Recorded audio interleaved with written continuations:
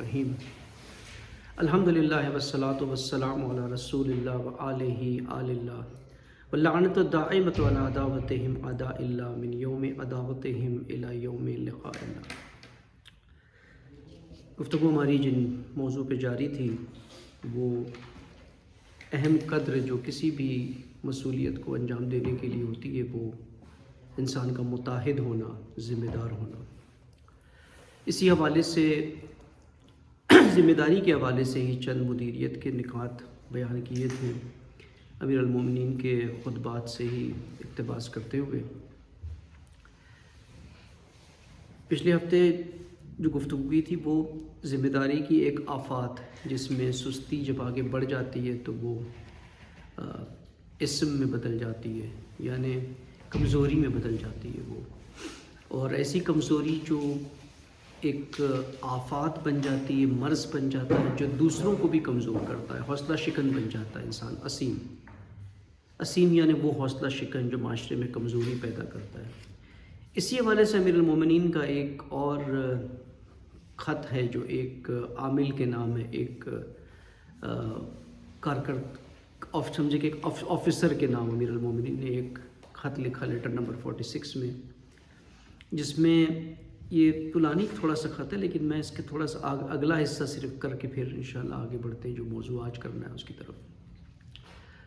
امیر المومنین فرماتے ہیں کہ تم ان لوگوں میں سے ہو جن سے میں دین میں مدد لیتا ہوں، اما بعد فإنک ممن استحضر بہ علی اقامت الدین، یعنی میں تم لوگوں کے ذریعے دین کو قائم کرنے والا ہوں، اور اسیم کی نخوت توڑتا ہوں، وَأَقْمَعُ بِهِ نَخْوَةُ الْأَسِيمِ، یعنی اسیم کی شکل بگاڑ دیتا ہوں، اس کی جو رؤیت ہوتی ہے کمزور کرنے والوں کی، وہ امیر المومنین کرتے ہیں کہ میں اپنے جو ناصر ہیں، جو مددگار ہیں، میرے جو ٹیم ہے، اس کے ذریعے میں یہ 3 کام اہم کرتا ہوں یہاں پر۔ اور تیسرا وَأَسَدُّ بِهِ لِحَاطَةَ الثَّغْرِ الْمَخُوفِ، یعنی میں خطرناک سرحدوں کی حفاظت کرتا ہوں۔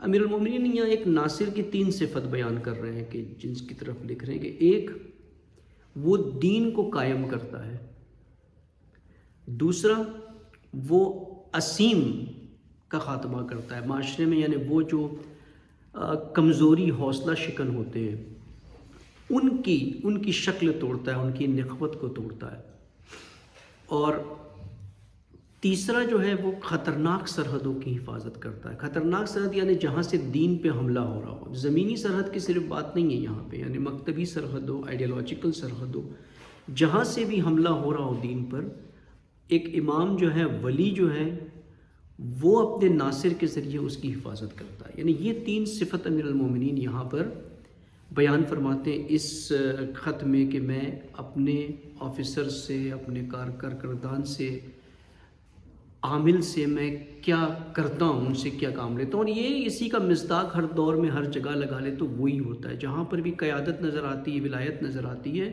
جو ناصر ہوتے ہیں ان کے اندر یہ 3 صفت ہونی چاہیے۔ ایک دین کو قائم کریں، قائم یعنی ابھی تو آپ دین القیم کر رہے ہیں نا، پتہ ہونا چاہیے نا، قائم یعنی کہنے بنا کسی سہارے کے کھڑا ہونا، کسی کی محتاجی کے بنا کھڑا ہو جانا، قیوم یعنی کوئی اس کو سپورٹ نہیں چاہیے، خود دین اس طرح سے قائم ہو جائے کہ اسٹیبلش ہو جائے دین بالکل۔ ایک وہ ہے، دوسرا جو اسیم، جو کمزور کرتے ہیں، ان کو ایکسپوز کرنا، ان کو سامنے لے آنا، ان کی جو حربے ہیں کمزور کرنے کے، دوسرے کے اندر کمزوری پیدا کرنے کے، اس سے دور کرنا۔ اب یہیں پہ امیر المومنین نے کچھ اور مینجمنٹ کے پھر صفات بیان کی ہے۔ کہا کہ رعیت کے بارے میں سختی کے ساتھ کچھ نرمش کو ملایا کرو، اور جہاں تک مناسب ہو نرمی برتو، اور جب سختی کے بغیر کوئی چارہ نہ ہو تو سختی کرو۔ یعنی جب آپ مینجمنٹ کرتے ہیں تو 2 طریقے ہوتے ہیں مینجمنٹ کرنے کے، ایک سختی کے ہوتے ہیں اور ایک نرمی کا ہوتا ہے۔ اب اس کو بیلنس کس طرح سے کیا جائے نا، یہ ایک ہمیشہ چیلنج ہوتا ہے ایک مسئول کے لیے، ایک مینیجر کے لیے، کہ کیسے سختی اور نرمی کو بیلنس کیا جائے۔ امیر المومنین کہتے ہیں نا، سختی کے ساتھ نرمش کو ملائیں، نہ کہ الگ الگ کرے ان کو، اور جہاں تک مناسب ہو پرائرٹی نرمش ہونی چاہیے، یعنی فرسٹ پریفرنس یہ ہے کہ آپ نرمش سے ڈیل کریں. اس کے بعد اگر سختی کے بغیر کوئی چارہ نہ ہو تو وہاں سختی کی جائے. یعنی مثال ایسی ٹیم ہے آپ کے پاس جو مانتی نہیں ہے، نرمش سے ان کی بات سمجھ میں نہیں آتی، کھوپڑی میں گھستی نہیں ہے بات ان کے نا، پھر وہاں پہ پھر سختی کرنی ہوتی ہے. وہاں پھر نرمش سے آپ ان سے ڈیل نہ کریں جب کوئی چارہ نہ ہو، جب اب ہیلپ لیس ہو جائے کہ سختی اب نرمش سے کام نہیں ہونے والا، بات سمجھانے سے نہیں سمجھ میں آتی ہے. اب پھر سختی چاہے پینلٹی کی شکل میں ہو، پھر سختی چاہے ڈانٹ کی شکل میں ہو، کسی بھی شکل میں آ سکتی ہے سختی، لیکن پھر اس کو سختی سے ڈیل کرنا ہے. رعیت کے ساتھ خوش خلقی اور کشادہ روی کے ساتھ پیش آؤ. خوش خلقی یعنی اخلاق اپنا خوش اخلاق ہو، اور کشادہ روی یعنی چہرہ جو ہو وہ کشادہ ہو، یعنی مسکراتا ہوا ہو، مرجھایا ہوا نہ ہو، یعنی موٹیویٹنگ چہرہ ہو ایک مینیجر کا ہمیشہ نا. مایوس گھر کے پریشانیاں لے کر کے مدیر اگر دفتر میں آ جائیں تو پھر سارے نیچے بھی پریشان ہو جاتے ہیں. وہ گھر کے مسائل گھر میں چھوڑ کے آنا چاہیے. جب اپنے ٹاسک کے اوپر اپنے فنکشن پر ہو تو پھر اسی کے اوپر فوکس کشادہ روی کے ساتھ ایک اچھی براڈ فیس کے ساتھ پیش آئے. ان سے اپنا رویہ نرم رکھو، اور کم نظر سے یا پوری نظر سے دیکھنا، اشارے کرنے اور سلام کرنے میں برابری کرو، تاکہ بڑے لوگ تم سے بے راہ روی کی توقع نہ رکھیں اور کمزور تمہارے انصاف سے مایوس نہ ہو. یعنی انسان کبھی ہوتا ہے نا، جب ہم آتے ہیں کسی بھی ادارے میں، کوئی آپ کو سلام کرتا ہے یا آپ نے کسی کو سلام کیا، کچھ کو بعض اوقات ہم بڑے کھل کے جواب دیتے ہیں، وعلیکم السلام آقا کیسے ہیں، کچھ کو بالکل جی وعلیکم السلام نکل گئے. تو کہیں پہ ہم کم نظر سے کرتے ہیں، کہیں پہ پوری نظر سے کرتے ہیں، یا اشارہ کرتے ہیں کسی کی طرف. یہ جو اخلاقی رویہ ہے، امیر المومنین کہتے ہیں اس کے اندر بیلنس کا معیار یہ ہونا چاہیے کہ جو بڑے لوگ ہیں، جو ایلیٹ ہیں، یہ بے راہ روی کی توقع نہ رکھیں. یعنی آپ سے یہ توقع نہ رکھیں کہ آپ اپنے راستے کو چھوڑ دیں ان کی خاطر، یعنی آپ لمٹس کو کراس کر جائیں ان کی خاطر. یہ بیلنس آپ کا ہونا چاہیے اس طرح سے. یعنی اتنی فلیکسیبلٹی آپ میں نہیں ہونی چاہیے کہ آپ حدوں کو توڑ دیں. لمٹس کہیں آپ بریک نہیں کر سکتے. جو بھی لمٹس ایک ممکن ہے ایک شریعت کی لمٹس ہے وہ تو بریک کرنا گناہ ہے، لیکن ایک ادارے کے اصولوں کی لمٹس ہے، وہ بھی ایک حدود ہے. ان حدودوں کو نہ توڑیں بڑوں، اور کمزور تمہارے انصاف سے مایوس نہ ہو. یعنی آپ کے انصاف سے مایوس نہیں ہونا چاہیے جو کمزور ہے، کہ نہیں یہ صرف بڑوں کے بارے میں سوچتے، ہمارے بارے میں نہیں سوچتے. یہ بیلنس ہے جو امیر المومنین نے بیان کیا. پھر کہا کہ پیش آنے والے جو آپ کے مہم ہے ان کے اندر اللہ سے مدد مانگو. یعنی ہمیشہ اللہ سے توکل رکھو، اللہ سے مدد مانگو. یہی آپ کا معیار اور کرائٹیریا ہوتا ہے. اب یہاں پر اسی باب ذمہ داری میں ایک چیپٹر اور کھلتا ہے. اب یہ کیونکہ ہمارا تھوڑا ڈسکشن مینجمنٹ پہ تھا، میں نے اس خطبے کو بیان کیا، لیکن جو موضوع اسی ذمہ داری کے باب میں ہمیں آج سے شروع کرنا تھا تھوڑا، وہ تھا کہ پچھلے ہفتے بھی اس پہ گفتگو کی تھی اللہ کی رضا کے اوپر. وہ ہے خدا پرستی اور خدا محوری پریکٹیکل امور میں، تھیوریٹیکل نہیں. پریکٹیکل افیئرز میں آپ کا جو کام ہے اس کا محور اللہ کی ذات کیسے ہو، خدا پرستی اور خدا محوری.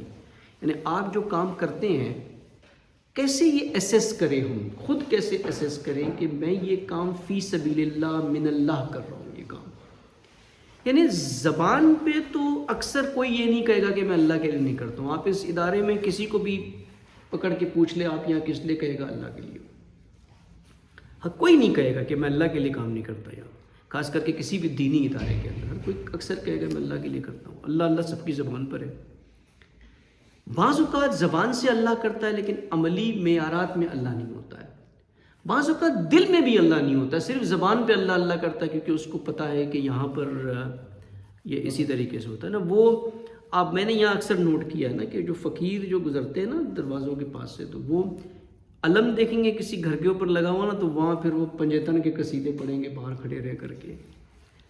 وہ اپنا بینر چینج کر دیتے ہیں تو وہ ٹائٹل اپنا سلوگن نعرے جو ہے نا وہ چینج کر دیتے ہیں. دل میں نہیں ہوتا کچھ بھی، پنجیتن یا ائمہ کچھ نہیں ہوتا، لیکن وہ دیکھ کر کے کلائنٹ دیکھ کر کے جو ہے نا پیکیج اپنا پیکنگ چینج کر دیتے ہیں وہاں پر. تو اس طرح کے لوگ بھی ہوتے ہیں کہ دل میں اللہ نہیں ہوتا لیکن زبان پہ اللہ اللہ کر کے بڑا امپریس کر دیتے ہیں۔ اصل جو ایک موحد ہوتا ہے خدا محوری، اس کی پریکٹیکل افیئرز میں اللہ کی ذات ہونا چاہیے۔ اب یہ کیسے ہونا چاہیے، یہ پورا ایک اپنے آپ میں ایک موضوع ہے، اور خود امام خمینی رحمۃ اللہ علیہ نے اس موضوع کو بڑا دقت سے اس کے اوپر گفتگو کی ہے۔ خدا محور ہونے کی کچھ علامتیں ہیں، سائنس ہیں، جس کو ڈھونڈنا ہے انسان کو اور اپنے اندر پیدا کرنا ہے ان چیزوں کو، تب خدا محور ہو جاتا ہے وہ۔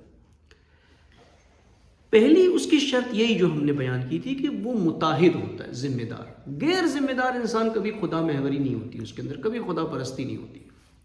خدا پرست انسان، خدا محور انسان ہمیشہ متحد ہوگا، اور متحد بھی کس طرح سے ہوگا کہ وہ اپنی تکالیف شریعہ، تکالیف اردو والی نہیں، عربی والی تکالیف، مکلف ہوتا ہے، یعنی جو ذمہ داری رسپانسبلٹی اس کی ہوتی ہے، یعنی میرا کیا وظیفہ ہے، اس کو اہمیت دیتا ہے۔ اس کی پرائرٹی یہ ہوتی ہے کہ میرا وظیفہ کیا ہے، میری کیا ذمہ داری ہے، اور ساتھ میں وہ ذمہ داری کو وفا کرتا ہے، مکمل طور پہ کوشش کر کے اس کو ادا کرتا ہے۔ اس پر ہم گفتگو کر چکے ہیں پہلے، اس لیے میں اس کو اب تکرار یہاں پہ نہیں کرتا زیادہ۔ عہد اور وفا، یہ ساری باتیں ہم، غدر، یہ ساری چیزیں کر چکے ہیں کہ کس طرح سے مکمل۔ تو پہلی علامت تو ہم پہلے ذکر کر چکے ہیں کہ وہ ذمہ دار ہوتا ہے، متحد ہوتا ہے۔ اب دوسری علامت اس کی کیا ہے خدا محوری؟ وہ یہ کہ اللہ اس کا مقصد ہوتا ہے، نہ کہ وسیلہ۔ یعنی یہ اہم ایک بحث ہے نا، اکثریت جو ہوتی ہے نا وہ اللہ کو واسطہ بناتی ہے اپنے ذاتی اہداف کو حاصل کرنے کے لیے۔ یعنی اللہ ہمیں کیوں چاہیے؟ تاکہ میری حاجتیں پوری ہوں۔ اللہ ہمیں کیوں چاہیے؟ تاکہ مجھے شفا دے۔ اللہ ہمیں کیوں چاہیے؟ تاکہ مجھے رزق دے۔ یعنی اللہ بیچ میں آ گیا، وسیلہ بن گیا ہے، آپ کے اور آپ کے مفاد کے بیچ میں آپ نے اللہ کو کھڑا کر دیا ہے۔ اب یہ بحث یاد رکھیں، ہمارا موضوع کیا ہے کہ خدا محوری، پریکٹیکل افیئرز میں اللہ سینٹرک، اللہ کو ایکسس بنانا، اس کی علامتیں کیا ہے؟ خدا پرست انسان کیا ہوگا؟ وہ اس کا مقصد اللہ ہوگا، اللہ وسیلہ نہیں ہوگا اس کے لیے، اس کو اللہ کی ذات تک پہنچنا ہے، نہ کہ اپنے ہدف تک پہنچنا ہے اور بیچ میں اللہ کا نام لینا ہے، یا اللہ سے دعا کرنی ہے، یا اللہ سے حاجت طلب کرنی ہے، اللہ سے یہ طلب کرنا ہے کہ اے اللہ مجھے یہ مثال گھر دلا دے۔ تو مقصد تو اس کا یہ گھر ہے نا، اللہ نہیں ہے نا، یہ وہ نہیں۔ اب یہ بڑا کویشچن آتا ہے کہ اگر اس طرح سے ہے تو پھر ہم مثال کچھ بھی طلب نہ کریں اللہ سے، کوئی بھی چیز آپ طلب کریں گے تو ایٹ اینڈ تو پرپس چینج ہو گیا نا آپ کا، پھر تو اللہ بیچ میں آ گیا، واسطہ وسیلہ بن گیا۔ جو چیز آپ طلب کر رہے ہیں نا، اگر وہ بھی اسی لیے ہے کہ وہ آپ کو اللہ تک پہنچائے، تو وہ اللہ تک پہنچ کے وہ اللہ ہی مقصد بن گیا وہاں پہ۔ وہ معروف ایک واقعہ ہے نا کہ رسول اللہ صلی اللہ علیہ وسلم کا، کہ ایک مرتبہ کہا سارے صحابیوں کو بلا کر کے کہ نماز میں ایسی نماز 2 رکعت پڑھیں جس میں اور کوئی خیال نہ آئے سوائے اللہ کے، کچھ نہ ہو، تو میں آپ کو ایک اونٹ دوں گا۔ انہوں نے کہا، سب نے نماز پڑھی، سب کے پاس سب سے پوچھا، سب نے کہا نہیں میرا ذہن یہاں آ کر کے بھٹک گیا، کسی نے کہا آخر میں ہو گیا، کسی نے کہا پہلے ہو گیا۔ امیر المومنین بھی ساتھ میں تھے، کہا کہ نہیں میں نے بالکل اللہ کے لیے پڑھی۔ کہا کچھ بھی نہیں خیال آیا آپ کے ذہن میں؟ کہ یہ اونٹ جو میں نے کہا تھا یہ آپ کے ذہن میں نہیں آیا؟ سب نے کہا ہمارے ذہن میں یہ اونٹ تو تھا کہ یہ اونٹ ملنا ہے بعد میں۔ امیر المومنین نے کہا میرے ذہن میں بھی آیا، لیکن مجھے یہ ذہن میں آیا کہ یہ اونٹ جو مجھے ملے گا تو میں اسے ذبح کر کے غریبوں میں صدقات کر کے تقسیم کر دوں گا۔ یہ فرق ہو جاتا ہے۔ یعنی انسان طلب کر رہا ہے کچھ اللہ سے، کس لیے کر رہا ہے؟ اس کا استعمال اپنی ذات کے لیے نہیں، اس کا استعمال فی سبیل اللہ ہے۔ یہاں پہ پھر وہ مفاد پرست نہیں ہوتا، وہ خدا پرست ہو جاتا ہے۔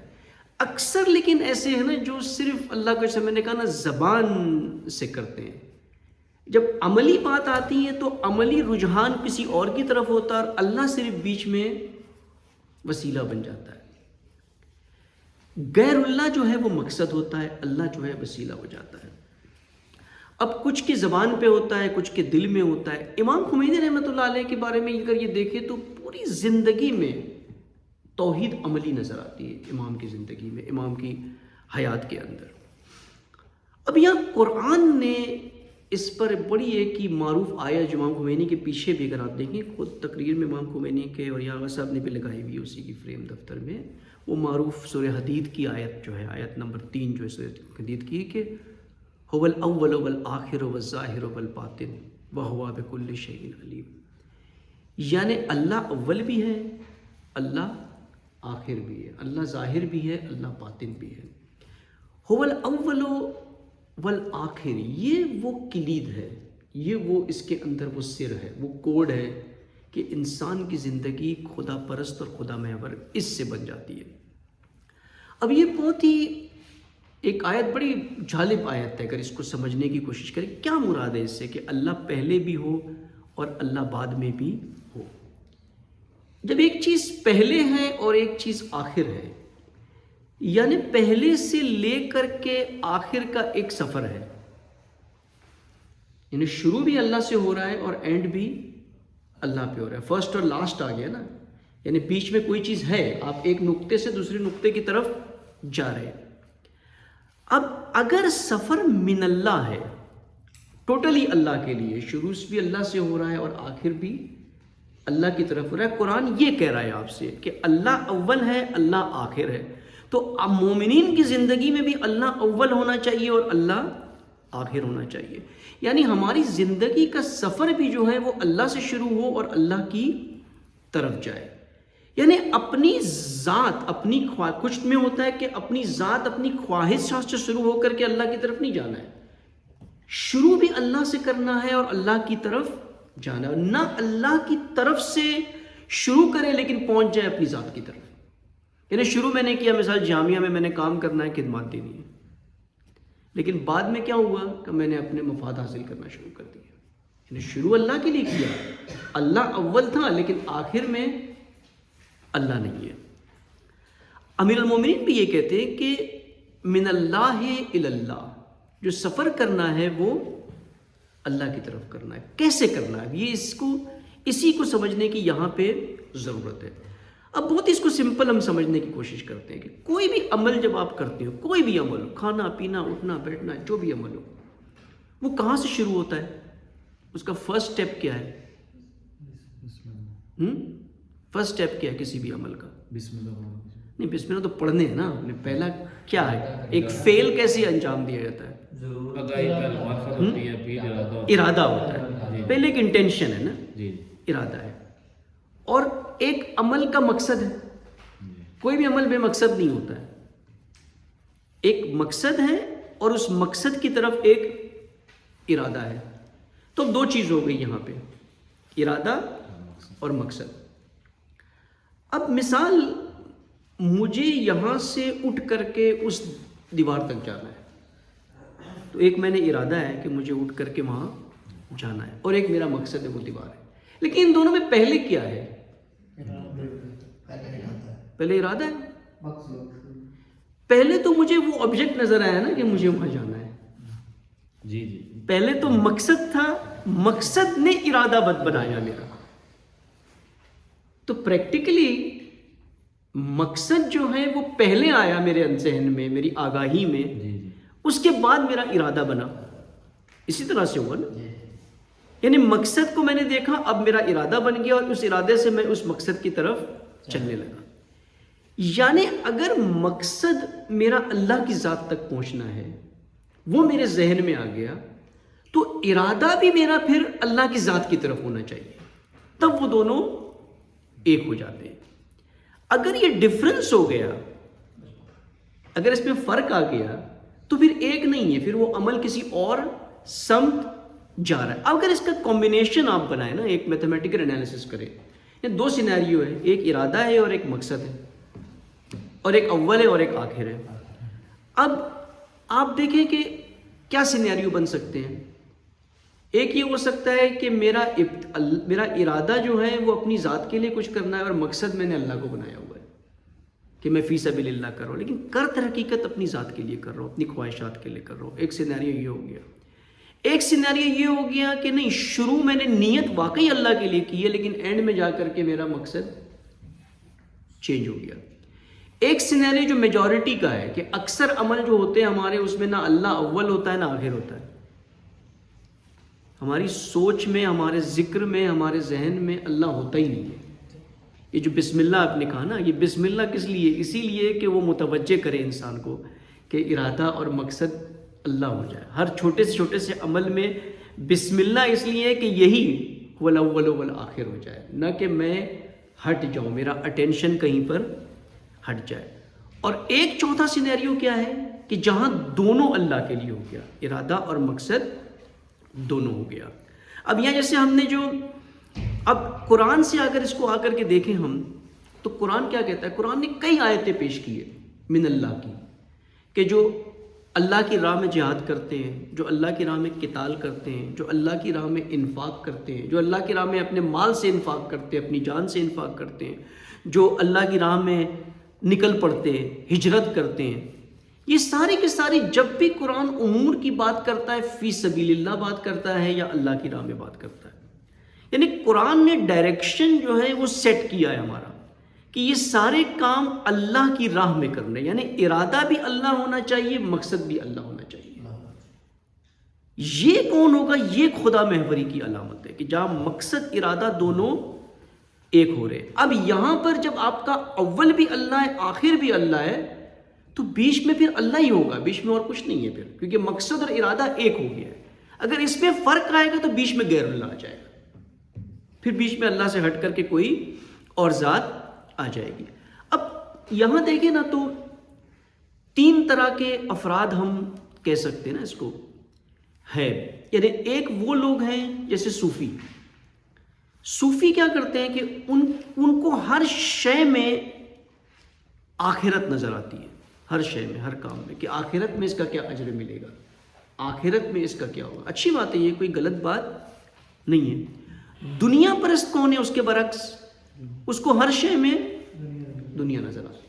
وہ پڑھائی کرے گا تو اس لیے کہ مجھے ڈگری لے کر کے جاب لینا ہے، وہ کورس سلیکٹ کرے گا تو وہ جس میں اسکوپ زیادہ ہوتا ہے۔ مثال، ابھی میں سمپل مثال دوں، اتنے جوان یہاں پہ ہمارے اس سرکل میں ہیں، آپ کے پروفیشنلز بھی ہیں، سارے ہیں ابھی، تو چلو جو پہلے سے تھے کر کے آئے، میں ان کی بات نہیں کرتا، جو ینگ ہیں، جن کے سامنے ابھی 10 سال میں 11 سال میں ایک اتنا بڑا سفر یہاں پہ لاہور میں اس ادارے نے کیا، آنکھوں کے سامنے کیا یہ سفر، اور جہاں پہنچ گیا۔ اب تو چیزیں واضح ہو گئی نا، اتنی چیزیں، دین کیا ہے، سارا کچھ کلیئرٹی آ گئی ہے، لیکن اس کے بعد بھی میں پتہ نہیں، میں وہ مبالغہ نہیں کر رہا ہوں، یہ میرا اپنا انالیسس ہے، شاید غلطی بھی ہو اس میں۔ اکثر جوان اب بھی آپ دیکھیں نا، تو وہ اپنے ایجوکیشن کیریئر میں اسکوپ میں یہ نہیں دیکھتے کہ میں کون سی لائن سلیکٹ کروں جس سے میں جامعہ کو یا اس ادارے کو کوئی کام آ سکوں۔ میں سمپل آپ کو بتاؤں، اکثر جاتے ہیں MBA BBA کرنے، یہ تو پوری مکاری کی سائنس ہے، اس میں تو پورا کیپٹلزم ہے۔ مینجمنٹ سٹڈیز جو ہے MBA، یہ تو پورا کیپٹلزم ہے اس کے اندر، اس میں تو ساری فنکشنل ویلیوز ہیں، اس میں تو کوئی بھی ڈیوائن ویلیوز ہوتی نہیں ہے اس کے اندر، اس کا کیا کام آئے گا؟ اس میں تو کچھ کام، مثال وہ انگلینڈ کے ایک مولانا نے باقاعدہ اعلان کیا انہوں نے کہ میں نے آکسفورڈ سے مینجمنٹ سٹڈیز کی ہے، مینجمنٹ سرٹیفکیشن لی ہے، اور اب میں قوم کی قیادت کے لیے کوالیفائی ہو گیا ہوں۔ انہوں نے باقاعدہ یہ فارملی چند سال پہلے پوسٹ کیا کہ میں نے وہاں سے لیڈرشپ کا کورس کیا ہے آکسفورڈ یونیورسٹی سے، تو اب میں آپ کا لیڈر ہوں قوم کا۔ یعنی یہ خود اس کے اندر ایک بہت بڑا عیب یہ ہے نا، ضرب ہے دین کے اوپر، کہ دین کے پاس مینجمنٹ نہیں ہے، اس کا مطلب آپ آکسفورڈ میں سیکھنے جاتے ہو، دین سے نہیں سیکھ سکتے ہو۔ دین آپ کو لیڈرشپ کے، دین کی اساس بنیاد جو ہے وہ ولایت ہے، کیونکہ مینجمنٹ ہے، لیڈرشپ ہے۔ یعنی اکثریت دیکھیں نا آپ، دنیا پرست جو ہوگا وہ ہر شے میں کیا دیکھتا ہے؟ چراگاہ دیکھتا ہے کہ کہاں مجھے چرنا ملے گا، کہاں مجھے روٹی کپڑا مکان ملے گا۔ اس کی کوشش صرف یہی ہوتی ہے، پڑھائی میں دیکھ لے تو یہ دیکھے گا، جاب میں دیکھیں تو یہ دیکھے گا، ان چیزوں کو دیکھے گا۔ یہ دو طبقے ہو گئے۔ صوفی جو ہے وہ آخرت کو دیکھتا ہے، عرفان جس کو، وہ صرف آخرت کو دیکھتا ہے۔ دنیا پرست صرف دنیا کو دیکھتا ہے، لیکن خدا محور کیا کرتا ہے؟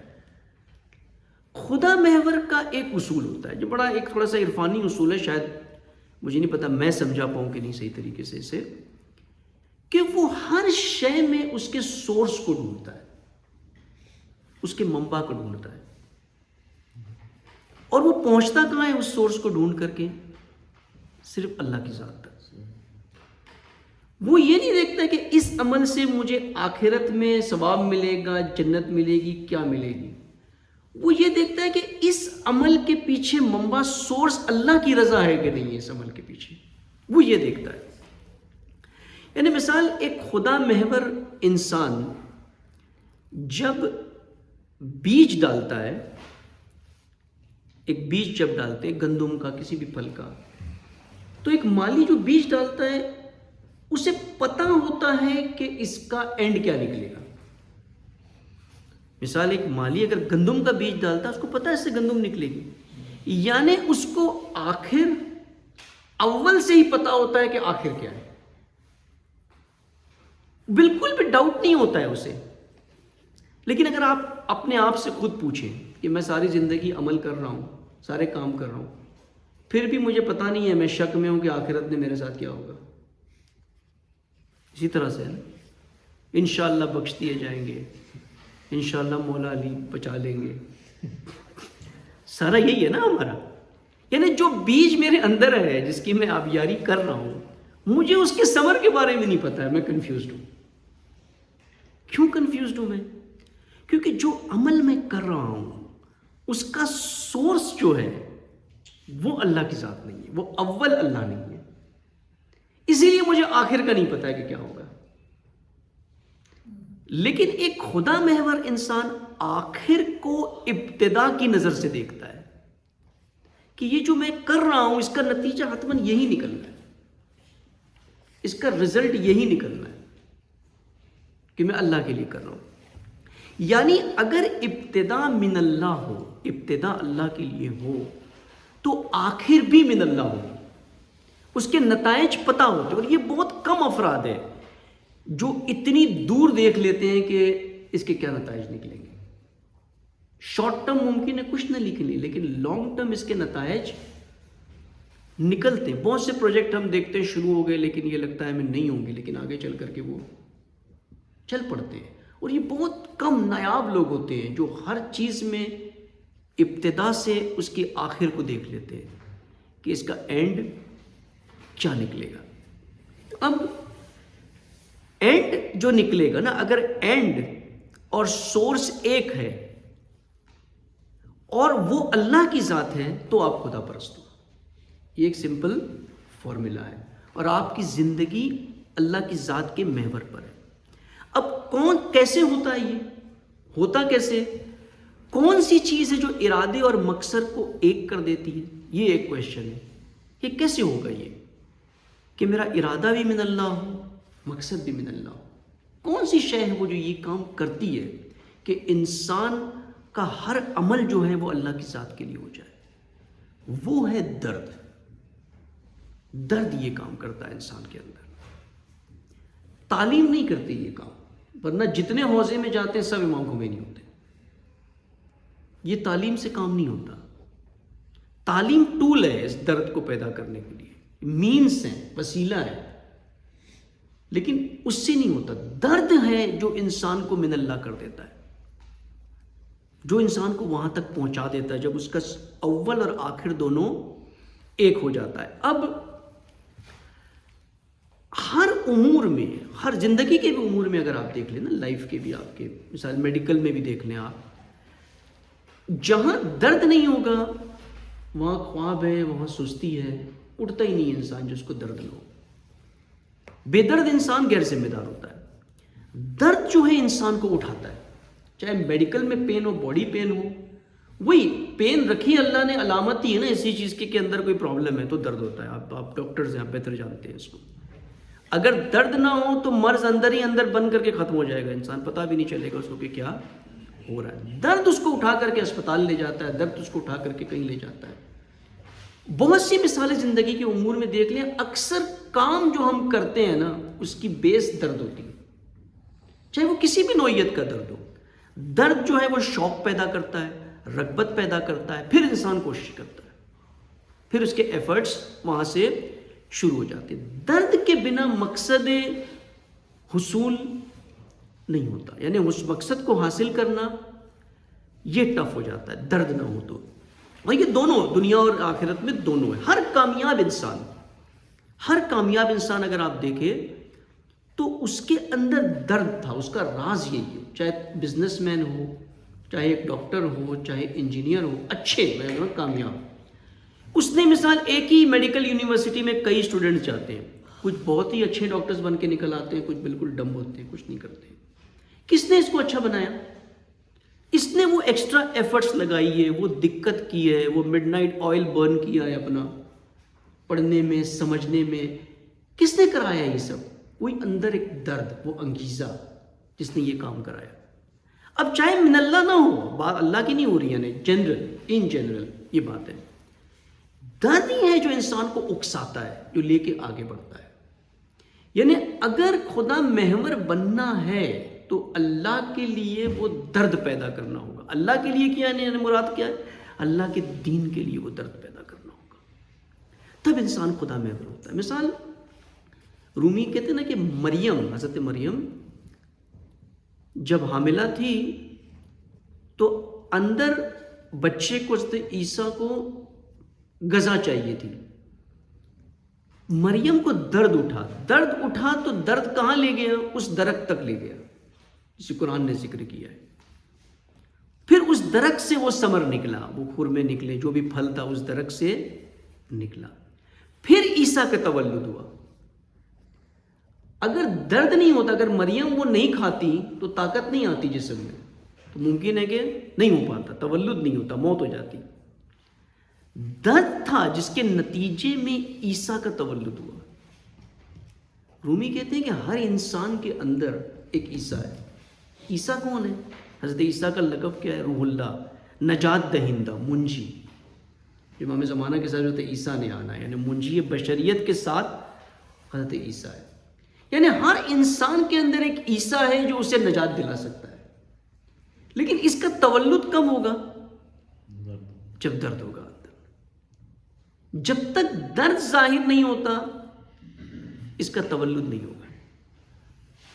اور بعض اوقات درد ظاہر نہیں ہوتا ہے، مثال ایک لیبر میں عورت ہوتی ہے، اس کو نہیں ہوتا ہے درد، پھر کیا کرتے ہیں؟ انڈیوس کرتے ہیں نا پین، کہ درد کے بنا تولد نہیں ہو سکتا۔ پھر یہ دعائیں، یہ مناجاتیں، یہ وہی انڈیوسڈ لیبر پین ہے جس سے انسان کے اندر اس عیسیٰ کا تولد ہو۔ یہ درس و تدریس، یہ وہی درد کو انڈیوس کرنے کے لیے، یہ سلوشن نہیں ہے، اس سے نجات نہیں ہے، نجات اندر سے تولد سے نجات ہے۔ وہ کب ہوگی؟ جب یہ درد پیدا ہوگا۔ اگر درد نہیں ہوگا یہ عیسیٰ اندر مر جائے گا، اس کی موت ہو جائے گی۔ پھر یہ کہاں پہنچے گا؟ یہ جس سورس سے آیا تھا یہ وہیں پہنچ جائے گا۔ آپ کو کچھ نہیں حاصل ہوا، وہ جو اندر تھا وہ اپنے منبع تک واپس پہنچ گیا، لیکن ہم محروم رہ جائیں گے۔ کس چیز سے؟ اپنی خودی کے تولد سے، اپنی خدا پرستی کے تولد سے محروم رہ جائیں گے۔ یہ وہ چیز ہے جو انسان کو بناتی۔ اب قرآن سے آ کر کے ہم دیکھیں ایک آیت، کیونکہ ہمارا وہ ذکر آیت کے حوالے سے بھی چل رہا تھا، تو میں ایک تو سورہ آل عمران کی آیت ہے جو من اللہ کے بارے میں ہے، وَلَئِن قُتِلْتُمْ فِي سَبِيلِ اللَّهِ أَوْ مُتْتُمْ لَمَغْفِرَةٌ مِّنَ اللَّهِ وَرَحْمَةٌ خَيْرٌ مِّمَّا يَجْمَعُونَ۔ اگر تم اللہ کی راہ میں قتل کر دیے گئے یا مارے گئے تو یقیناً اللہ کی طرف سے مغفرت اور رحمت اس سے بہتر کچھ نہیں ہے۔ یعنی اللہ کی راہ میں اگر نکل پڑے، پھر اینڈ کچھ بھی ہو، قتل کیے جائے یا نیچرلی موت آ جائے، اللہ کی طرف سے مغفرت اور رحمت ہے، اور یہی بہترین ہے۔ شرط کیا ہے؟ من اللہ۔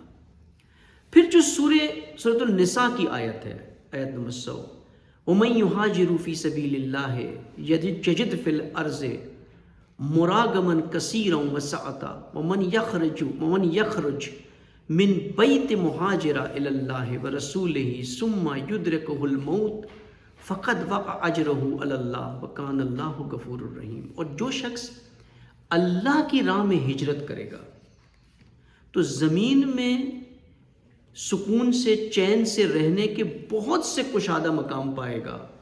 اور جو شخص اپنے گھر سے نکالا جائے، جلا وطن ہو جائے یا نکل پڑے، خدا اور اس کے رسول کی طرف نکل پڑا اور اسے اپنی منزل تک پہنچنے سے پہلے موت آ جائے تو خدا اس پر اپنا ثواب لازم کر دے گا، اور خدا بڑا بخشنے والا اور رحیم ہے. اب یہاں بات کس چیز کی ہو رہی ہے؟ کہ جو اللہ کی راہ میں ہجرت کرے. ہجرت کسے کہتے ہیں؟ ہجرت یعنی کسی چیز کو چھوڑنا. ہجرت یعنی سفر نہیں ہے. سفر اور ہجرت میں فرق ہے. سفر یہ ہوتا ہے کہ کہیں میں جا رہا ہوں اور میرا ارادہ یہ ہے کہ میں نے لوٹ کر واپس آنا. ہجرت لوٹ کے واپس آنا نہیں ہے، چھوڑ دینا ہے. یہ ارادہ میں نے نہیں کیا کہ مجھے لوٹ کے آنا ہے، اب میں اس ملک کو چھوڑ کے دوسری ملک میں ہجرت کر رہا ہوں. مائگریشن، امیگریشن، یہ ہجرت ہے. وہ جو اللہ کی راہ میں ہجرت کرتے ہیں،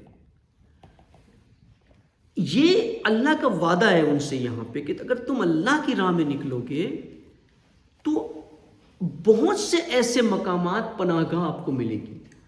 یہ نہیں ہے کہ یہ ڈر کے نہ بیٹھ جاؤ کہ مثال میں نے اگر کوئی ایسا ایجوکیشن میں کوئی ایسی لائن لے لی جو اللہ کی راہ میں، یا مدرسے میں چلا گیا میں علم حاصل کرنے کے لیے، عالم بننے کے لیے، تو میرا رزق کیسے چلے گا، میرا گھر کیسے چلے گا.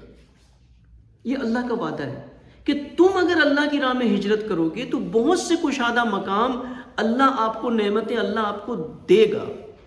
اور اگر اس راہ میں تم نکل پڑے، اپنے بیت کو چھوڑ دیا، یعنی وہاں جو عموماً زندگی اپنی گزارتے ہو، بیت یعنی وہ جگہ جہاں انسان کا اکثر وقت گزرتا ہے، اگر تم نے اپنے بیت کو چھوڑ دیا، کس لیے ہجرت کی اپنے بیت سے؟ اللہ کی طرف اور اس کے رسول کی طرف، اور مارے گئے اس دوران، موت آ گئی اس دوران آپ کو، تو بھی اجر گارنٹیڈ ہے. اب یہاں سے تیسرا معیار نکلتا ہے خدا محوری کا اسی آیت میں سے. وہ کیا ہے؟ وہ ہے ناکامی اور کامیابی کا معیار خدا محور انسان کے لیے. خدا محور انسان کے لیے کرائٹیریا کیا ہوتا ہے سکسیس اور فیلئر کا؟ اب مثال کوئی آپ سے کہے کہ یہ ہاسپٹل کامیاب ہے یا نہیں ہے تو کیا کہیں گے آپ یہاں پر؟ کیا معیار کیا ہے اس کا؟ ہم کہیں گے پیشنٹ بہت آتے ہیں اس لیے کامیاب ہے، یا ہم کہیں گے انکم بہت ہو رہی ہے اس لیے. باہر پوچھیں گے ہاسپٹل سے، بھئی یہ ہاسپٹل بڑا پروفٹ میں چل رہا ہے اس لیے بڑا سکسیسفل ہے. یا کوئی کہے گا پیشنٹ کو ٹریٹمنٹ یہاں سے اچھا ملتا ہے اس لیے کامیاب ہے. لیکن ایک خدا محوری کے لیے کامیابی اور ناکامی کا معیار یہ نہیں ہے. معیار کوشش ہے، صرف اور صرف کوشش ہے. اللہ نے کیا کہا اس آیت میں کہ تم نے اگر صرف اللہ کی راہ میں ہجرت کی، پھر اس مقصد تک پہنچے یا نہیں پہنچے جس پرپس کے لیے کی تھی آپ نے، بیچ میں موت آ گئی آپ کو، اللہ کی طرف سے آپ سرٹیفائیڈ ہو، کوالیفائڈ ہوا. آپ کے لیے آپ نے اپنی ذمہ داری کو ادا کیا، آپ نے ادائے تکالیف کی ہیں یہاں پہ اگر ذمہ داریوں کو ادا کیا. ناکامی کہاں پر ہے؟ جہاں ذمہ داری نہیں ادا کی، یہاں آپ فیلئر ہو. مثال ہم نے کوئی کام کرنا ہے، مثال ہاسپٹل کے لیے فنڈ ریزنگ کرنی ہے، مثال اگر پوری کوشش ہم نے کی اور پھر بھی فنڈز نہ ملا، ہم کامیاب. کوشش اگر نہیں کی، سستی کے ساتھ بیٹھے رہے تو ناکام ہے. پھر چاہے فنڈز مل بھی جائے کہیں سے بنا کوشش کے، پھر بھی ہم ناکام، کیونکہ ہم نے کام. بعض اوقات ہوتا ہے نا کہ آپ ایک بڑا پروگرام آپ نے اعلان کر دیا، اس میں آغا صاحب کا نام لکھ دیا وہاں پہ. اب آغا صاحب کا نام لکھ دیا تو خود بخود نیچرلی لوگ، ایک کراؤڈ آپ کے پاس آ گیا، آپ نے کہا جی ماشاءاللہ 500 افراد آ گئے، ہال فل ہو گیا، پروگرام بڑا کامیاب رہا.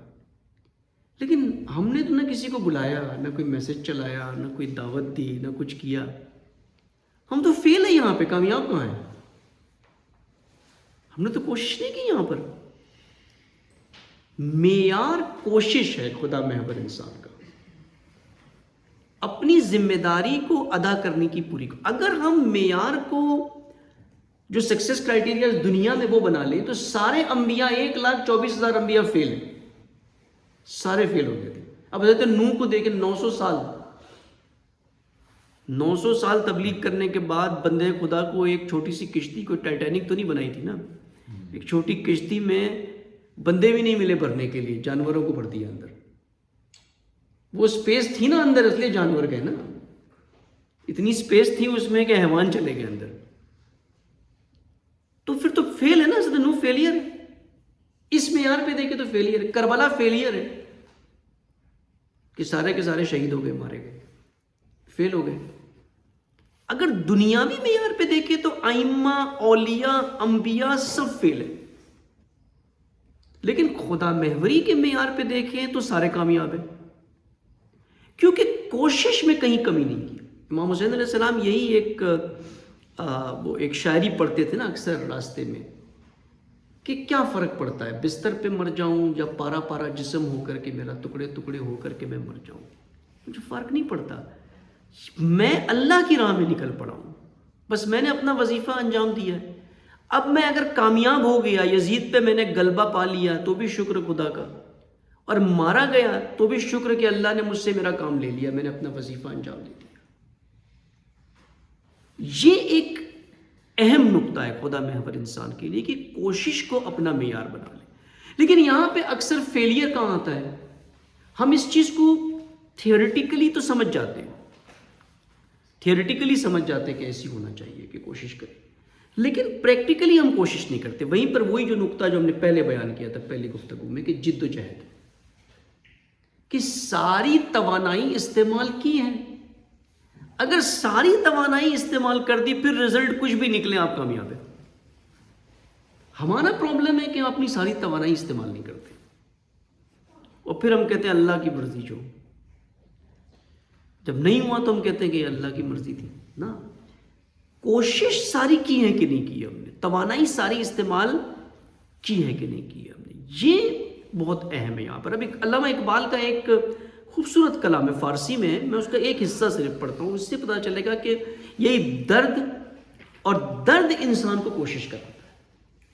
کیسے کوشش کراتا ہے وہ سمجھنے کے لیے بہت خوبصورت کلام ہے اقبال کا نا, یہ فارسی میں ہے میرے خیال سے. میں آگے کا حصہ نہیں پڑھتا اس کا کہ وہ امت کے بارے میں, لیکن پھر جو اپنے بارے میں اقبال بیان فرماتے ہیں نا وہ, کہ در سکوت نیم شب نالن بودم عالم اندر خواب من گریان بودم.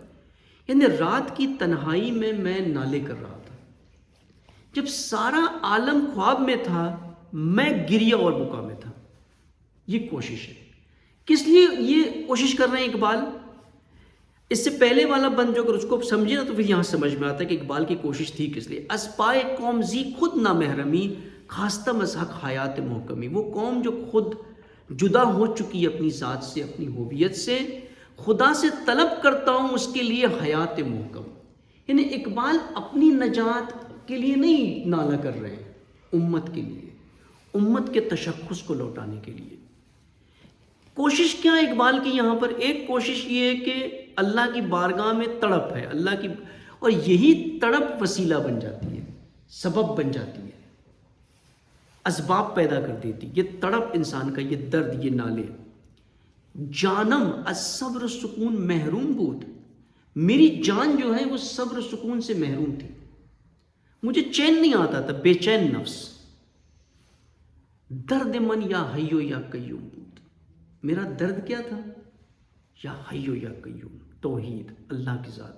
اب یہ خود یعنی یہ اسم کیوں اقبال نے استعمال کیے, حیو قیوم. حیو یعنی زندہ, حی ہمیشہ زندہ, کیونکہ ایک قوم کو زندہ رکھنا ہے, ایک قوم کو قائم کرنا ہے جو اللہ کے اس اسم سے قائم ہوگی. اللہ حی ہے تو قوم بھی, امت بھی حی ہوگی. اللہ قیوم ہے تو امت کے اندر بھی قیام ہوگا. میرا درد کیا تھا؟ حیو قیوم. میں جاب کے لیے نہیں روتا تھا رات میں بیٹھ کر کے, میں دنیا کے لیے نہیں رویا کرتا تھا رات میں بیٹھ کے کہ یا اللہ مجھے یہ دے دے, یا میں رزق کے لیے نہیں رویا کرتا تھا رات میں. میرے نالے کس لیے تھے؟ میرا صبر و سکون کس چیز نے چھین لیا تھا؟ یا حیو یا قیوم, اللہ کے نظام میں, اس کو نافذ کرنے کے لیے. آرزوی داشتم خون کردمش تاز راہ دیتے پیرون کردمش. جو میری آرزویں دنیاوی تھی میں نے ان کو خون کر دیا, ختم کر دیا دنیاوی آرزو کو, ان کو نکال کر کے باہر کر دیا, بالکل اپنی آنکھوں سے دور کر دیا کمپلیٹلی. یہی بتایا نا هو الاول والآخر. دنیا نہیں ہے, اب ذات نہیں ہے, بالکل اپنی ذات کے لیے کچھ بھی نہیں ہے. اور یہ بہت بڑا چیلنج ہے, میں آپ کو یہ بتا دوں, یہ آسان نہیں ہے کام. دو زاویے سے آسان نہیں ہے. ایک تو کرنا آسان نہیں ہے, دوسرا اگر کوئی کرنے کی کوشش بھی کرے نا تو اس کو سوسائٹی ایکسیپٹ بھی نہیں کرتی ہے کہ یہ واقعی اللہ کے لیے کر رہا ہے سب کچھ. بہت ٹف ہوتا ہے کہ نہیں, یہ تو کوئی نہ کہیں سے مثال اس جامعہ میں اتنے نقائص ڈھونڈ کے نکالیں گے کہ دیکھو اپنی ذات کے لیے یہ کام کیا, اپنی ذات کی ثابت کرنے کی کوشش کرتے ہیں کہ دوربین مائکروسکوپ لگا کر کے کہ نہیں یہ کام سب کچھ اللہ کے لیے نہیں ہو رہا, کیونکہ اکثر کرتے ہی نہیں اللہ کے لیے. معیار دنیا میں ہے ہی نہیں ہے, مقصد یہ ہے ہی نہیں, تو بہت ٹف ہو جاتا ہے. یہ آسان نہیں ہے کہ اس چیز کو باور کرانا کسی کو کہ کوئی مخلصانہ طور پہ اللہ کے لیے یہ کام کر رہا ہے. اقبال کہتے ہیں میں نے اپنی آرزو ختم کر دی. پھر وہی معروف شعر بھی نا اقبال کا کلام ہے کہ تیری آرزو ہے کہ ہو تیری آرزو پوری, میری آرزو ہے کہ تیری آرزو بدل جائے. بدل دینا آرزوؤں کو, یہی هو الاول والآخر ہے. مفادات, خواہشات, ان سب کو ہٹا کر کے مقصد اللہ کی ذات ہو جائے, اور حاصل کرنے کے لیے بھی شروع اللہ سے ہو. نہ کہ اللہ تک مسجد بنانے کے لیے مکاری کر کے پیسے لے, چوری کر کے پیسے لے آؤں. مقصد اچھا ہے لیکن ارادہ کچھ اور میں نے کیا ہے کرنے کا, یہ نہیں. یعنی میرے اندر بھی اقبال کہتے خواہش تھی. اقبال بھی تو گئے نا یوروپ میں پڑھنے کے لیے. یوروپ میں اقبال دین سیکھنے تو نہیں گئے تھے, وہ تو دنیاوی نظر سے گئے تھے, لیکن بدل گئی یہ آرزو. میں نے آرزو کو اپنی خون کر دیا. پھر سختن چن لالے پیہم تک اجا اسحر در یوز شبنم تک اجا. پھر کہتے وہ جوان کہاں ہیں, میں نے تو یہ کام کر دیا, اب وہ میری امت میں وہ جوان کہاں ہیں جو اپنے آپ کو جلا دیتا ہے. یہ ایک خدا محور ہے جو فنا کر دیتا ہے, فانی ہو جاتا ہے اللہ کی ذات میں ہر عمل اس کا. ابھی دیکھیں ہمارے عمل کو دیکھیں, کتنے گپے لگاتے ہیں, کتنے ایسے کام کرتے ہیں, لایانی کام ہوتے ہیں, لہو و لہب کے کام ہوتے ہیں, بے مقصد کام ہوتے ہیں. یہ اکثر موبائل پہ آپ دیکھ لینا, سوشل میڈیا پہ کتنے کام ایسے کر رہے ہوتے ہیں بالکل بے مقصد ہوتے ہیں. فضول ویڈیو, فضول کلپس, فضول چیزیں. اب خواتین بیٹھ کر کے دیکھ رہی ہوں گی, مثال وہ مختلف چیز ہوتی ہے نا کیٹیگری کی, اس کے اندر ایک اکثر خواتین دیکھتی ہیں کہ یہ گھروں کے ڈیزائن کس طرح کے بنے ہوئے, دوسروں کے گھروں کی ویڈیوز ہوتی ہیں اس کے اوپر انٹیریئر ڈیکوریشن کی, یہ سب ڈھونڈ رہی ہوتی ہیں کیا ہے. مثال اپنا گھر 3 مرلے کا ہوگا, وہ 4 کنال کے گھر کے اندر انٹیریئر دیکھ رہی ہوگی. پھر اس کا سارا عذاب جو ہے نکلے گا شوہر کے اوپر, یہ بھی لے آیا, وہ بھی لے آیا. دوسرے کے گھر میں جائیں گی تو سب طرف نظر ہوگی, وہ دیکھا وہ جو ڈیکوریشن پیس, وہ فریم, وہ ٹی سیٹ, وہ کتنا اچھا کپ تھا, کتنی اچھی ڈیزائن تھی. یعنی وہ جو فانی کر دے ذات خدا میں, وہ تفکر, وہ سوچ وہ نہیں ہوتی. گھوم پھر کے وہ خاک کی طرف ہی آ جاتے ہیں. خدا محوری نہیں ہے. اس لیے السحر در یوز شبنم تک اجا, وہ سحر کو جو لالے, اقبال لالے سے مراد جوان, وہ سحر میں جو گرنے والی شبنم ہے وہ کہاں ہے جو اس کو کشادہ کر دے, وہ نہیں ہے اس کے اندر. یہ درد اقبال کا ہے نا, یہ کوشش اقبال کی ہے. اشک خود بر کھیش میریزم جو شم بشب یلدا در آویزم جو شم.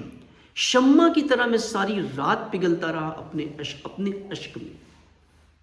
طولانی رات, شب یلدا یعنی ایرانی مناتے بڑی رات, جو 21 دسمبر کی جو رات ہوتی ہے نا, جو لانگسٹ نائٹ جو ہوتی ہے, شب یلدا میں جو بڑی رات تھی, اس میں ایران میں کیا ہوتا ہے, یہی شب یلدا میں. دیکھیں اقبال کیا کہہ رہے ہیں, فارسی کلام ہے ایرانیوں کے لیے. یہ آ کر کے بیٹھ کے بون فائر کرتے ہیں اور پستے کھاتے ہیں اور گپے لگاتے ہیں اور لطیفے سناتے کہ بڑی شب ہے. بڑی شب کو ٹائم پاس کریں کسی طرح سے, انجوائے کریں بڑی شب کو. شب تو اللہ سے قربت کا اور ذریعہ ہے نا، تو زیادہ وقت ملتا ہے، بڑی شب ہے تو کہتے میں طولانی رات میں شب یلدا میں بھی شمع کی طرح اپنے اشک بہاتا رہا. جلورا افسودم و خود کاشتم دیگرن را محفل آراستم. میں نے اپنے آپ کو جلا دیا، کس لیے؟ تاکہ روشن ہو جائے دوسروں کے لیے روشنی پیدا کروں، تاکہ دوسروں کے لیے محفل میں رونق اور نورانی ہو جائے. یعنی یہ خدا محور انسان ہوتا ہے کہ اس کی زندگی اللہ سے شروع ہوتی ہے، اللہ کی طرف ہوتی ہے، اور ایسی کوشش کرتا ہے کہ پورے معاشرے کو نورانی کر دیتا ہے، اسے روشن کر دیتا ہے. لیکن کیسے ہوتا ہے یہ روشن؟ خود کو جلا کر. خود کیسے جلتا ہے؟ درد میں جلتا ہے. درد اس کو فانی کرتا ہے. جب وہ فانی ہوتا ہے تو اس کا اثر یہ ہوتا ہے کہ پورے معاشرے میں توحید قائم ہونا شروع ہو جاتی ہے. یہ ہوتا ہے ایک نفس. اب یہ آخری اس کا کلام ہے، یہ بہت اہم ہے اس میں نا، کہ ایک نفس فرصت زی سوز سینے نیست. ایک لمحے کے لیے بھی میرے قلب جلنے سے نہیں رکتا. فرصت نہیں ہے میرے قلب میں ایک لمحے کے لیے. یعنی میں کہوں کہ ابھی میں ریلیکسڈ ہوں، ابھی میں سکون سے ہوں، ایک لمحے کے لیے بھی نہیں ہے. ہم ریلیکسیشن ڈھونڈ رہے ہوتے ہیں، ہم سکون ڈھونڈ رہے ہوتے ہیں، ہم ریزورٹس ڈھونڈ رہے ہوتے ہیں کہاں جا کر کے سکون مل جائے. ہم فلمیں ڈھونڈ رہے ہوتے ہیں جن کو دیکھ کے سکون مل جائے. اچھے کھانے ڈھونڈ رہے ہوتے ہیں کھا کر کے سکون مل جائے.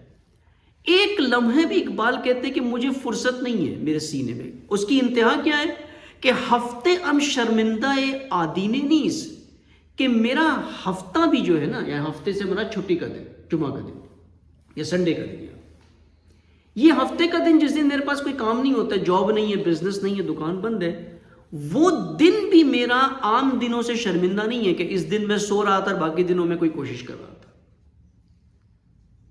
اس دن بھی میں لگا رہتا ہوں. یہ درد کراتا ہے یہ کام، کیونکہ وہ من اللہ سفر کر رہا ہے. من اللہ سفر میں ٹائم لمٹ ہے اس کے پاس، انفائنائٹ وقت نہیں ہے اس کے پاس اس مقصد کو حاصل کرنے کے لیے. اسی ٹائم میں اس کو وہاں پہنچنا ہے، تو کیسے وقت ضائع کرے گا؟ اور یہ درد مند انسان کرتا ہے. یعنی یہ خدا محوری کی چند علامتیں میں نے ابھی بیان کی یہاں پر نا. پھر آگے انشاءاللہ اور اس میں مزید اس پر سائنس اور یعنی خدا محور انسان مسئولیت پذیر ہوتا ہے. پھر خدا محور انسان اللہ کو وسیلہ نہیں بناتا بیچ میں.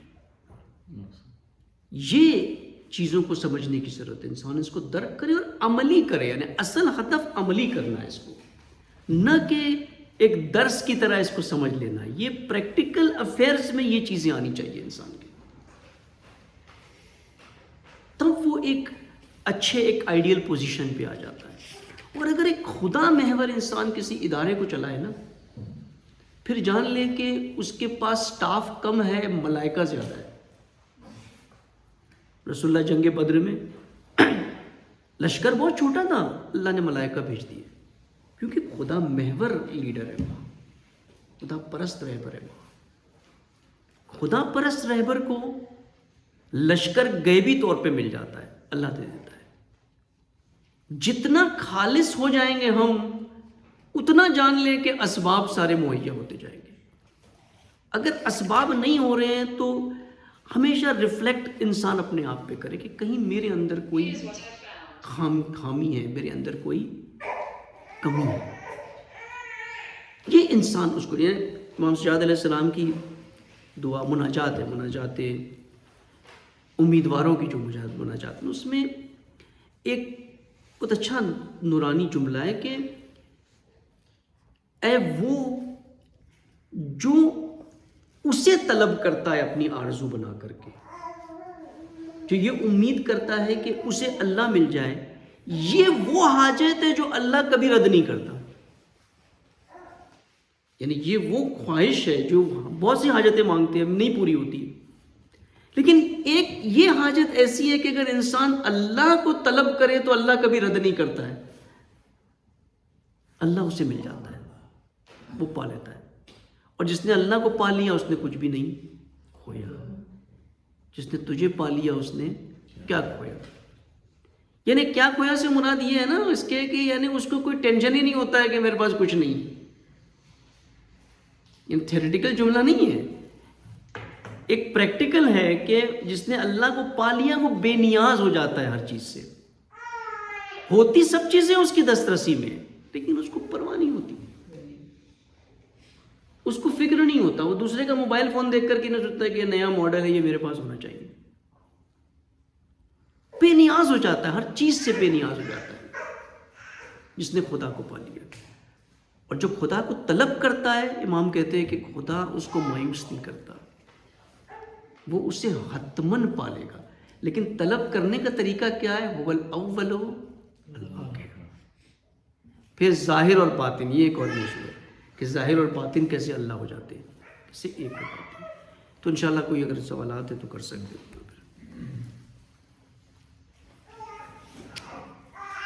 جیسے حضور صاحب آپ نے کہا ہے یعنی کہ مقصد بھی خدا ہونا چاہیے اور ارادہ بھی خدا ہونا چاہیے، یعنی کہ انسان یعنی ظاہر طور پہ کوشش کر رہا ہوتا ہے کہ میرا مقصد بھی خدا ہی ہے اور ارادہ بھی خدا کے لیے ہی کر رہا ہوتا ہے، لیکن وہ درد کیوں نہیں پیدا ہو رہا ہوتا، اس میں کیا رکاوٹیں آ رہی ہیں؟ مطلب کوشش کر رہا ہوتا ہے کہ میں مطلب جو ہے درد پیدا کر رہا ہوں ہو جائے گا پیدا، لیکن آپ کا تعلیم سے نہیں ہوتا، کیا کریں؟ تعلیم ایسے کر سکتے ہیں ایز اے ٹول کیسے یوز کریں کہ درد ہمارے اندر پیدا ہو جائے؟ درد پیدا ہی ہوتا ہے نا اخلاص سے، خلوص سے۔ میں نے کہا نا زبانی طور پہ اگر انسان کہہ لے کہ نہیں میرا مقصد اللہ کی ذات ہے، میں نے نیت بھی کی ہے کہ مثال میں نے یہاں آ کے خدمات دینی ہے، اللہ کے لیے خدمات دینی ہے، لیکن اس میں پھر سیلف اسسمنٹ چاہیے کہ کہیں شرک تو نہیں ہے، اور ہے نا کہ وہ رائے کے دانے کے برابر بھی شرک اللہ قبول نہیں کرتا، ایک مسٹرڈ سیڈ کے برابر بھی قبول نہیں کرتا۔ کہیں یہ تو نہیں ٹھیک ہے، مثال کتنے آتے ہیں ہمارے پاس نا، نہیں یہ ادارہ ہے مجھے یہاں خدمات دینی ہے سب کچھ دینی، لیکن پیکج کتنا ہوگا؟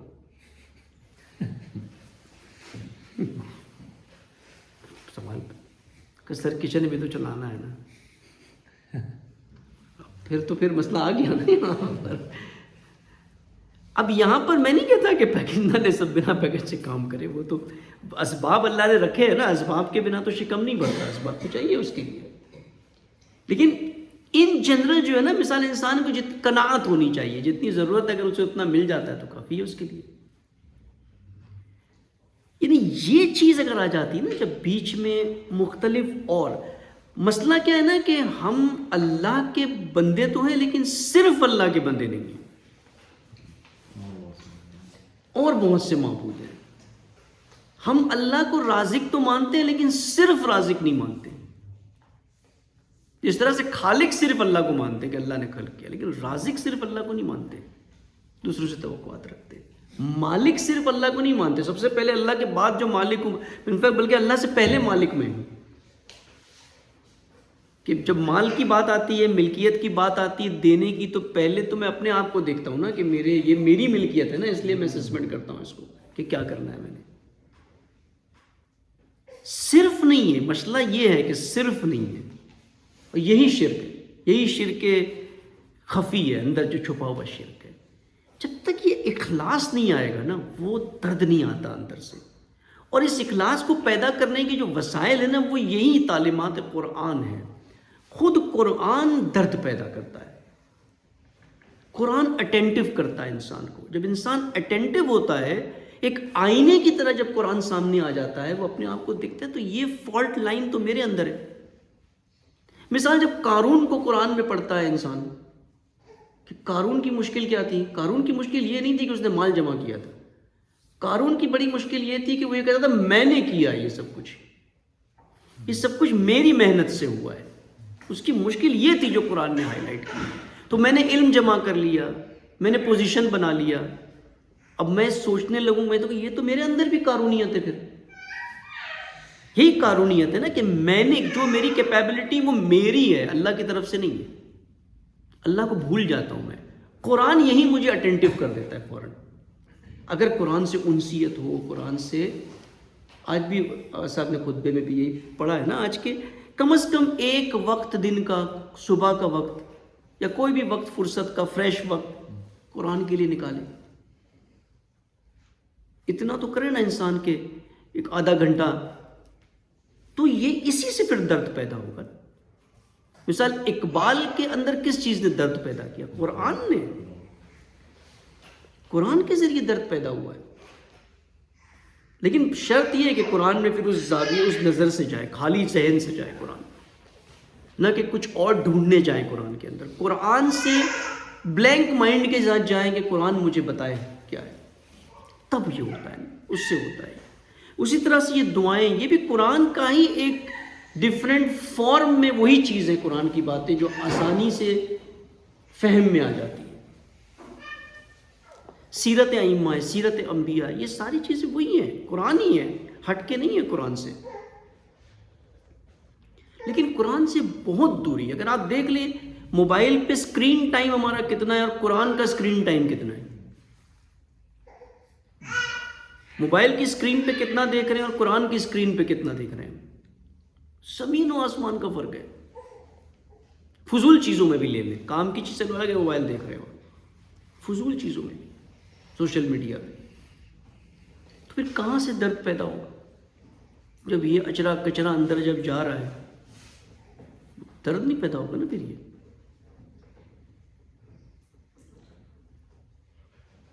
جی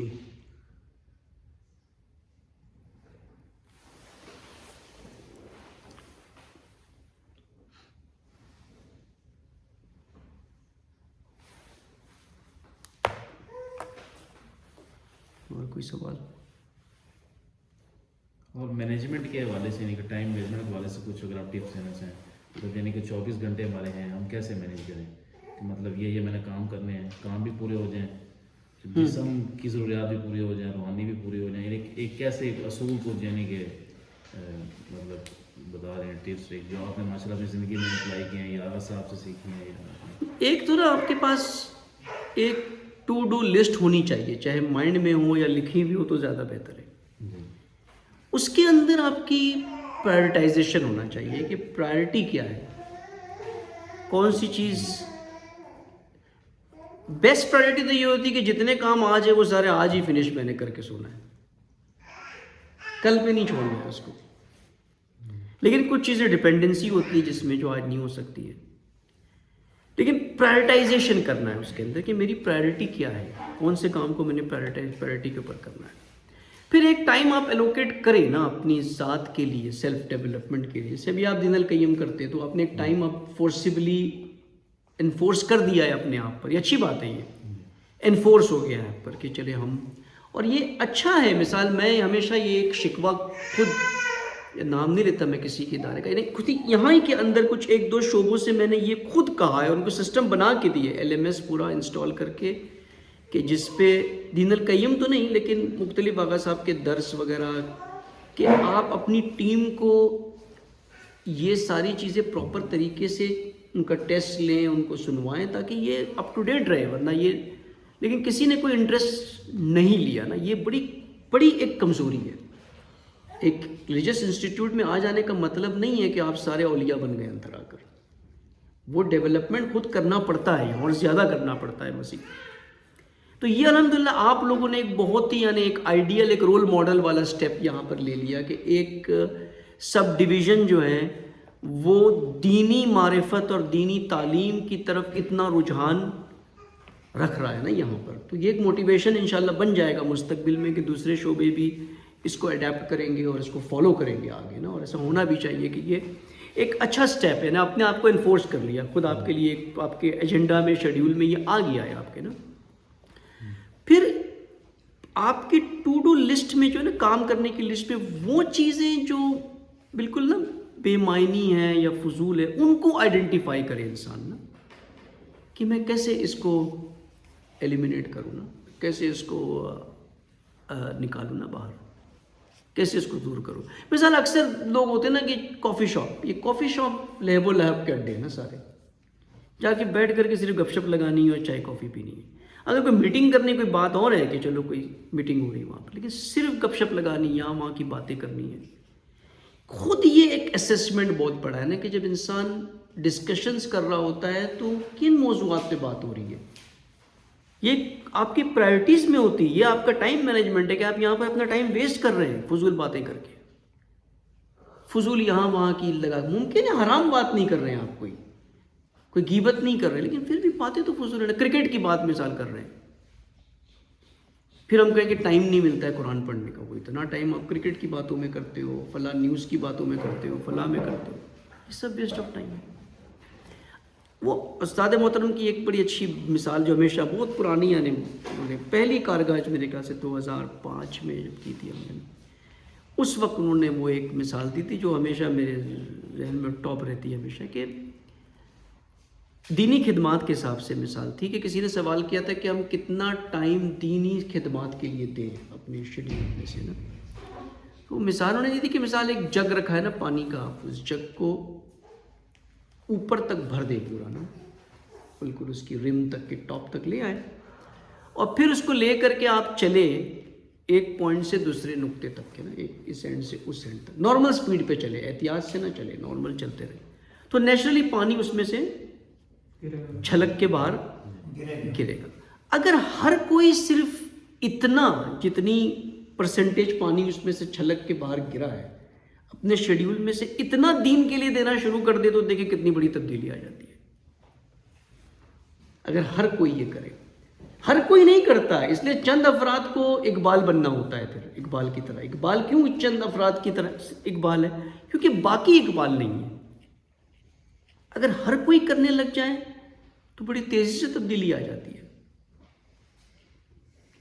یہ ڈفرینس, اور ہوتا نہیں ہے پریکٹیکلی, ایسے ہوتا نہیں, چند ہی افراد ہوتے ہیں ہمیشہ. توقعات بھی نہ رکھے کہ ہر کوئی کرے گا. یہ توفیق اللہ کا لطف جو ہے نا وہ چند کے اوپر ہی ہوتا ہے کہ وہ اللہ ان کو یہ موقع فراہم کر دیتا ہے. تو یہ اس طرح سے ہے کہ پرائرٹائزیشن کر کے جو ہے پھر اس کو آپ دیکھیں کون سی چیز ہائی پرائرٹی, کون سی لو پرائرٹی, کون سی مجھے آج کرنی ہے, کون سی مجھے. ملٹی ٹاسکنگ بھی بعض اوقات انسان کو کرنی پڑتی ہے. یعنی ملٹی ٹاسکنگ پر ایک بحث ہے اپنی خود ایک, کہ ویسٹ میں ملٹی ٹاسکنگ کے خلاف زیادہ ہے, لیکن ایسٹرن کلچر میں ملٹی ٹاسکنگ زیادہ ہوتی ہے, اور بعض اوقات کرنا پڑتی ہے, مجھے خود کرنا پڑتی ہے ملٹی ٹاسکنگ, اور ہو جاتی ہے, ایسا نہیں کہ نہیں ہوتی ہے. یعنی ایک ہی وقت میں آپ چند کام کر رہے ہیں, وہ ملٹی ٹاسکنگ ہے. وہ کرنا پڑتی بعض اوقات کہ اگر آپ کے پاس کام زیادہ, لیکن اسے بھی مینیج کرنا ہوتا ہے. یہ نہ ہو کہ ملٹی ٹاسکنگ میں دونوں کام خراب ہو جائیں, یا ایک خراب ہو جائے ایک کے اوپر, پھر وہ ملٹی ٹاسک تو نہیں ہوا. یعنی خود اس میں آپ اپنی لسٹ میں دیکھ سکتے ہیں کہ یہ دو کام میں پیرلل میں کر سکتا ہوں. مثال آپ کو کوئی چیز نیٹ پہ سرچ کرنی ہے اپنے کام کے حوالے سے, اور ساتھ میں آپ اپنا ٹریٹمنٹ, سرچ میں آپ کو ذہن نہیں لگانا ہے اتنا, آپ نے کی ورڈ ڈال دیا, وہ لسٹ جب تک وہ ڈھونڈ رہا ہے, کمپیوٹر سلو ہے, وہ اپنا کام کر رہا ہے, دوسرا کام کر رہا ہے. اکثر نا یہ پرابلم ہوتا ہے, ہم نے مثال میڈیا میں دیکھا ہے نا, میں کہتا تھا یہ کیا کرتے ہو آپ لوگ نا, ایک ویڈیو فائل جب بنتی ہے تو اس کی رینڈرنگ کرنے میں اس کو ٹائم لگتا ہے, بعض اوقات گھنٹہ 40 منٹ رینڈر ہو کر فائل تیار ہوتی ہے, پھر وہ ویڈیو آؤٹ پٹ نکلتا ہے. اب وہ ایڈیٹر نے رینڈرنگ پہ رکھ دیا, اس کے بعد آرام سے کرسی لگا کے بیٹھا ہوا ہے وہ 40 منٹ تک. یہ کیا کرتے ہو آپ؟ وہ دوسرے سسٹم پر بیٹھ کر کے دوسرا کام کرو, اگر یہ سسٹم بزی ہے رینڈرنگ پہ, تو جب بھی پوچھے کیا کر رہے ہیں, یہ چائے پی رہے ہیں, بیٹھے, جی وہ رینڈرنگ ہو رہی ہے. یہ ٹائم مینجمنٹ نہیں ہے یہاں پر, یہ مسئلہ ہے. یہاں ملٹی ٹاسکنگ چاہیے آپ کو, کہ ایک کام اب ہو رہا ہے, میں اس کو ٹچ نہیں کر سکتا ہوں, تو وہاں میں دوسرا کام کروں, نہ کہ بیٹھا رہوں صرف وہاں پر کہ جب یہ ہوگا پھر میں اگلا. سیریل نہ ہو, پیرلل میں چلنی چاہیے چیزیں.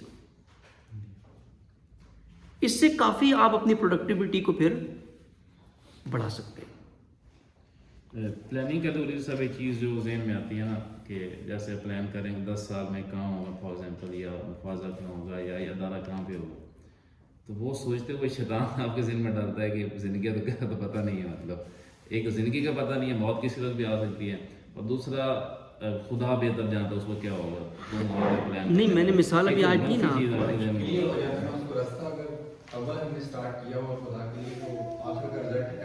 ہاں وہ میں نے مثال دی نا, بیج آپ ڈالتے آپ کو پتا ہوتا ہے نا کیا نکلے گا. یعنی آپ کو شک آخر پر نہیں ہے, اول پر ہے. آپ کو پتا نہیں ہے بیج کس چیز کا ہے. اگر یہ معرفت ہو نا, یہ بیج جو میں ڈال رہا ہوں کیا ہے, جی پھر وہ مالی سے پوچھے کیا ڈال رہا ہے, کہ جی آم. اب کہ نہیں آم نہیں, اس میں سے سیب نکلے گا, کہ پاگل ہو گئے, دیوانے ہو, مجھے یقین ہے وہ اتنا سے بیج ہے, کیسے پتا ہوگا؟ کہتے ہیں مجھے یقین ہے. بیج پہ تو لکھا نہیں ہے کہیں کہ آم کا بیج ہے. نہ آم جیسی شکل ہے اس کی، نہ اس کا رنگ ہے، کچھ بھی نہیں ہے. گندم کے بیج پہ دیکھ لیں، چھوٹے چھوٹے بیج ہوتے اس پہ دیکھ لیں، کچھ بھی نہیں ہے. یہ اگر اول کی معرفت درست ہے تو پتہ ہے کہ آخر کہاں پہنچے گا. مسئلہ یہاں ریکٹیفائی کرنا ہے اس سے کہ جو میں کام کرنے جا رہا ہوں اس کی معرفت مجھے درست ہونی چاہیے. وہ نتیجہ خود بخود آئے گا. پھر اس کا آج نہیں آئے گا، 50 سال بعد آئے گا. جب آئے گا وہ اللہ آپ کے وقت کے مطابق جو ہے وہ اپنے وقت کے مطابق آئے گا، رزلٹ آئے گا نا. مثال وہی ولایت کے لیے جو قیام جناب سیدہ نے کیا، اس کا نتیجہ 1400 سال کے بعد انقلاب اسلامی کی شکل میں آیا. اس وقت تو نہیں آیا، اس وقت تو کوئی نتیجہ نہیں نکلا. اگر اس نظر سے دیکھیں تو جناب سیدہ کا قیام خود بے سارے فیلئر تھے کہ کچھ بھی نہیں حاصل ہوا. نہ فدق ملا، نہ ولایت ملی، کچھ بھی نہیں اس وقت ملا. لیکن بعد میں نکلا نا. تشیع آج ٹاپ آ گیا ہے، اسلام کی شکل بن چکا ہے. یہ تو یہی بیج تھا جو اس وقت پڑا ہے. ابو ذر غفاری نے لبنان میں بھیجا رسول اللہ نے، وہاں بیج جو ڈالا ہے اس کا ثمر دیکھیں آج. 1000 سال بھی لگ جاتے ہیں بازو کا. یہ یعنی سکون انسان کو کب ملتا ہے؟ خدا محور انسان کو کوشش کر کے. بس میں یہ سکون کے ساتھ سو جاؤں کہ میں نے اپنی طرف سے I have not left any leaf unturned.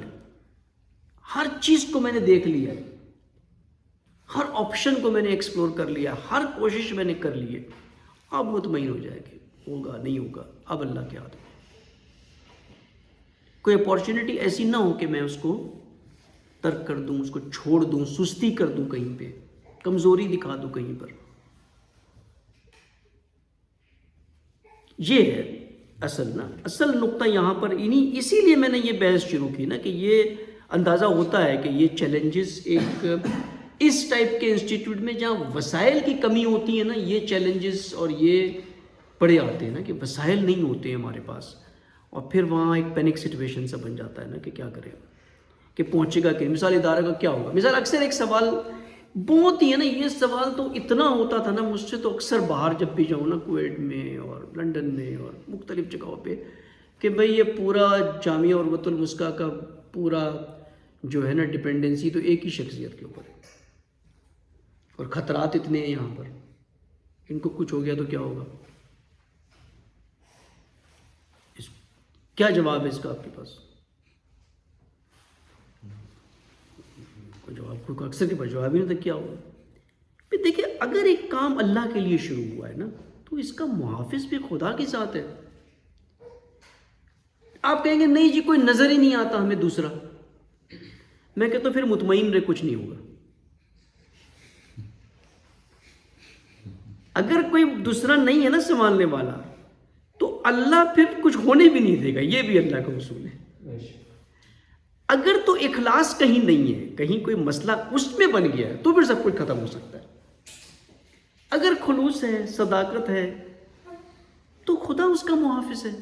آپ اللہ کے کام کیوں اپنے اوپر لیتے ہو نا؟ انک علی کل شیء قدیر. اللہ کی قدرت اپنے ہاتھ میں کیوں لیتے ہو؟ کیوں ٹینشن لیتے ہو اتنا؟ اپنی کوشش پوری کرے، سیکیورٹی کی کوشش کرے، ہر چیز کی پوری کوشش کرے، پھر نہیں کچھ نہیں ہوتا انشاءاللہ. یہ سوچ کے اکثر نا جی میں یہاں پیسے دے دوں گا، ڈونیٹ کر دوں گا، یا تو ایک ہی بندے پہ ڈیپینڈنٹ ہے، بعد میں کیا ہو جائے گا اس کا، اتنی بڑی زمین، اتنا سب کچھ کا کیا ہوگا. اگر یہ سوچے تو پھر کوئی کچھ کام نہ کرے. امام خمینی نے تنہا نہضت چلائی تھی. اگر امام خمینی کو کچھ ہو جاتا درمیان تو کیا ہوتا؟ کچھ ہوا نہیں ہوا. اسی لیے کہ کوئی اخلاص تھا، وہ خلوص تھا، وہ پہنچ گئی نہضت وہاں. اور جب وارث پیدا ہو گیا تبھی اللہ نے امام کو اٹھا لیا. تو وہ وارث کا جو تولد وارث ہے نا وہ خود اللہ کی ذات کرے گی اسے. یہ مدرسے میں طالب علم پڑھ رہے ہیں نا، یہ اس میں سے نکلیں گے کوئی نا، ایسا تو نہیں ہے کہ نہیں نکلیں گے، ورنہ کیا فائدہ مدرسہ چلا کے، حتماً نکلنا ہے. اور جتنا بڑا کام آگے کی نسل کو آ کر کے کرنا ہے نا وہ اور وسیع کام ہے اس سے. اس لیے یہ نہ توقعات رکھے کہ 5 سال میں 10 سال میں متبادل ویسے نکل آ جائیں گے. نہ، وہ پروسیس سے جو گزرنا ہے نا ان کو، وہ سخت پروسیس ہے کہ آگے کام اور مزید بڑا کام ہے، جنگ اور بڑی ہے نا آگے. ٹھیک ہے، میرے خیال سے وقت درود پڑے محمد والے.